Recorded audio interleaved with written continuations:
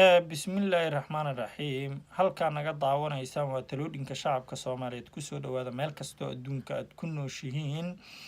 maanta qodobo kooban inaan idinla wadaagna ayaan jeclahay marka ku soo dhawaada maantay kow waxa waaye xildhibaanada ayaan taabanaya insha Allah tacaala ninka xildhibaanka waxaa looga baahan yahay inuu dana shakhsiyaad iyo dana gaagaaban inuu ka soo tago oo danta guud oo indhaha uu ku hayo sababta oo ah waxa loo doorto waa sharci dejin wixii soo dhan safe waaye qatarta ugu badan dalka number 1 ahna waa ciidanka xooga dalka ay soo wajahdaa dhibaatada ninka ku xigana waa xildhibaanka marka xildhibaanka wuxuu u bareeraa qatar badan oo Soomaali qaarkeed ay waxtar u leedahay qaarkeedna ay waxtar u lahaynin ay dhibaataba u tahay marka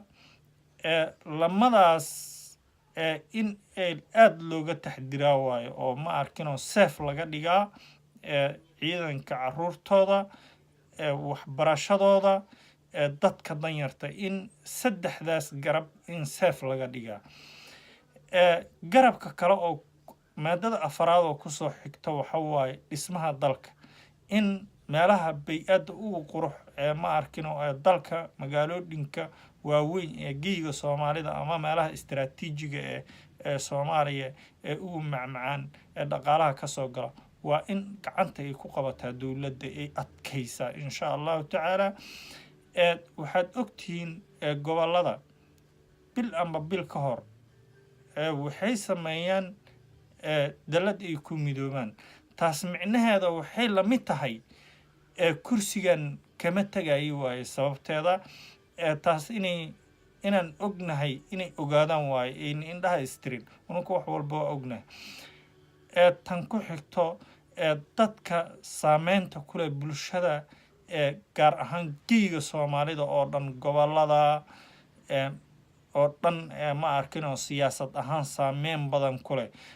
dadkaas waxaad ogtiin in gobolada ma arkino la caburiyo taas waxaan aga digayaa maamul goboleedyada inaan caburinina taas waxa laga kulma dhibaatada laga kulmi karaa waxay tahay hadii la caburiyo ninka noocaas dhibaato badan ayaa laga kulmi karaa oo dadka oo dalkan oo galaa insha Allah tacaala 2017 wax badan ayaa noo qabsooma haddana waxaan rabnaa 4 sano sida loogu gudbi lahay xisbiyaal aan ma arkino aragti fiican ku bedelna baarlamaankayna aragti fiican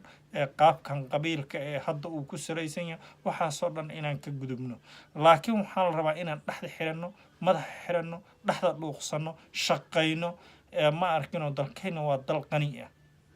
ma ahan dal ciyaar garo marka insha Allah tacaala wacyi gelinta waa intaas salaamu calaykum waraxmatullaahi